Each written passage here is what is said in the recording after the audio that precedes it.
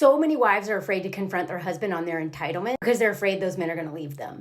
Thank you for this comment. It's my mutual. This is like a really necessary conversation we should be having. And that's one reason why I so appreciate other women on this app who are married, who are talking about hard conversations that they've had to have with their husbands. Because I don't want anyone to think that once you get married, it's just like easy peasy. He's just gonna like do all this stuff and, you're never gonna have to call him on anything. I don't know a single woman, not one, who hasn't had to somewhat regularly have hard conversations with her husband about his patriarchy indoctrination and how it plays out in their marriage. I've had to have them. We are actively deconstructing patriarchy within our marriage. And it's sometimes frustrating, but it's also fascinating. And it's kind of like this adventure that we realize we're on, we're dedicated to, and it makes us closer. And it makes me less likely to become a resentful bitch who wants to leave him. Because the women who do not have these hard conversations with their husbands will either A, die young because all of that weaponized incompetence, all of that entitlement, all of that like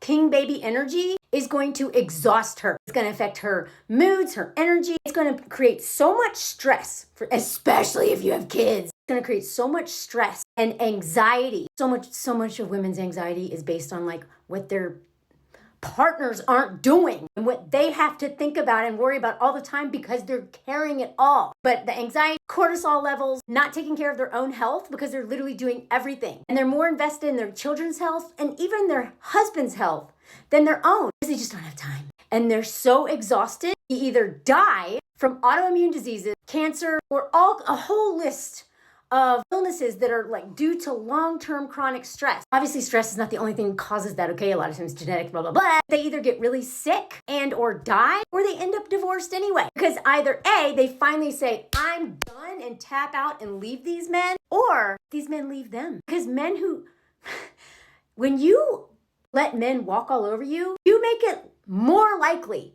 they're going to screw you, screw someone else, screw you over, and leave you with nothing. And some women end up being like homeless, like unhoused. They have nothing because the patriarchy also is built into the court system and all that other stuff. And if they don't have a strong like prenup or some stuff that actually compensates them for all that free labor, they can't go back and enter the workforce, especially if they raised multiple kids because their careers took such a huge hit from taking care of this man so that he could soar, right?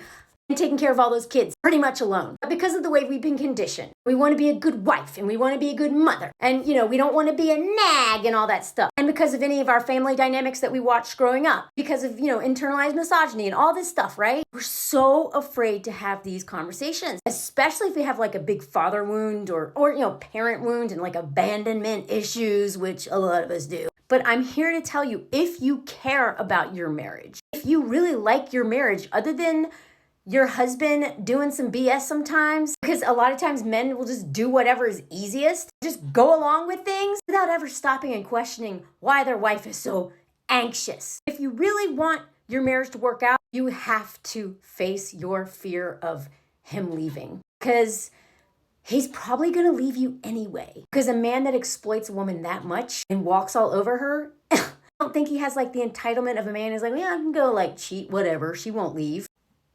She does all this stuff. And, one of my best friends was like, yeah, I realized that my husband was like, he's always afraid of losing his job, but never afraid of getting fired from his marriage. That's when she realized that she was making his life way too easy. And actually, my husband and I talked about this one point. He was like, I honestly think most men think that a woman will never leave them, especially once they're married. Like it never occurs to them that the woman will actually leave them because they've been conditioned to think that like they're the prize, right? And that women are the one who want marriage so much and women, they're the ones who benefit from marriage and we're the ones who like die from marriage. And so I will always be grateful to the women on this app who are married, who have made content about this because I've learned so much from them. And then I've realized, oh my God, wait, that's starting to happen with us. That's not okay. And so then I have a conversation. And actually, those conversations are actually not that hard. It was just my fear of those conversations that was hard. My husband loves the crap out of me. He's a very good communicator. He's somebody that whenever I call him on anything, he immediate action is what follows. He's had a long pattern since we've been dating that anytime I brought something up, he listened, he apologized if necessary, like not just like, I'm sorry, like like a real thoughtful apology, really understanding why that would hurt or why I might take it that way or whatever. And then, fixed it.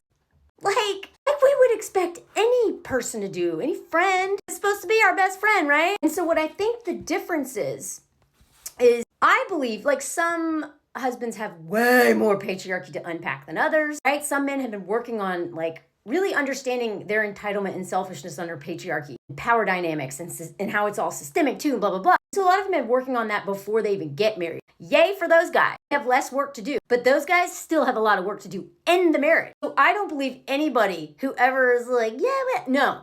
If you have a healthy marriage, you are going to end up having conversations that may not, the word patriarchy may not be in it, but that's basically what it's about. Honestly, it's easier to look at it instead of being like, why are you a jerk who doesn't care? It's more like, hey, this is what emotional labor looks like. This is what the mental load, invisible labor, domestic labor, la la la la la. This is all the stuff that's going on. Once y'all both have understand and have language to put to it, it's so much easier to troubleshoot than to just be like, I don't know, I'm stressed out and I don't feel loved.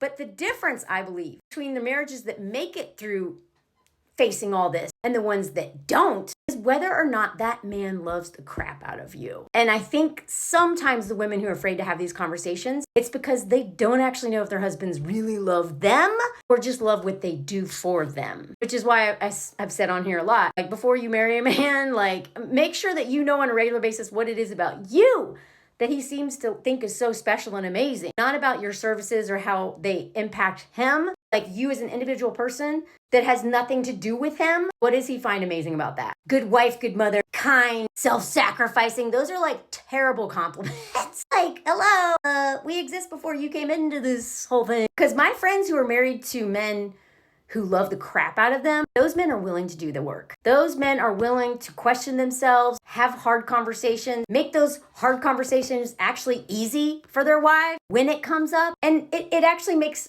our lives easier, but it also brings us closer. I've given examples on here before, but even the dog. I was like, okay, I feel like a single mom right now, married single dog mom. So we have some, I'm like, you need to anticipate the dog care needs, whatever. I'm not going to go on the examples now. I want to show you some hope here. So some of y'all know I'm a writing coach also. I haven't been doing it as much, but I probably should start doing it more. Because making content is exhausting me.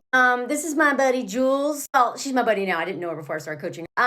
She wrote this for Insider, or Business Insider, and it's a really beautiful essay. It's really short, and there's no paywall. She talks about how when she grew up, this is what a lot of us in this age range are going through, especially if our mothers were either stay-at-home moms or they worked outside the home and then came home and did like the third shift. She watched her mom do everything and her dad, go off to literally his like advertising job. And then basically like her mom hated him. They ended up divorced. But she didn't really question it, I think, until she found herself in the same situation taking on this role without even questioning it. Because she worked long, stressful hours at a travel agency while her husband had a well-paid, like cushy bank job. And then she came home and did everything, cooking, cleaning, laundry, all of it. And then they started having babies. This stuff is not sustainable once you have kids. It's not sustainable in general. You're going to start hating your husband if you do all this, even without kids. But she said once she had 2 kids, under 2, became an unhappy wife and an anxious mother. I swear to God, anxious moms, it's almost always because of a deadbeat dad or just dads who are not stepping up. I was exhausted and fed up. That's a really great link to that Fed Up in the Harper's Bazaar. It went viral several years ago. She's pissed that he didn't take initiative and help more. Help being, interesting word. But I kept quiet like my mother and told myself that at least he was doing more than my father. And this is what so many women are going through right now and have been for a while. We're like, well, the only comparison we have is our dad who did like literally nothing. We should be grateful. This is progress. And then she got pregnant with their 3rd child and had a C-section and was put on bed rest. And the hardest part about having to ask her husband to take care of all the things that she usually takes care of is the possibility that he might simply say no. And what that would mean for their relationship. Because you can't unsee it, y'all, once you ask. She was on bed rest during her 4th trimester, and her husband did all this stuff, right? You'd think I would take full advantage this time to heal and bond with my baby, but no. The patriarchal motherhood voice eventually won. Seeing him struggle guilted me out of bed, and she tore her stitches. So after she was on bed rest, she tried to go back to how it was before and was like, wait, this sucks. So she had to face, again, her fear. Does my husband love me enough to do this forever. If he didn't care enough to change, I couldn't unknow that. He did care enough. They're thriving. Facing our fear of abandonment is hard.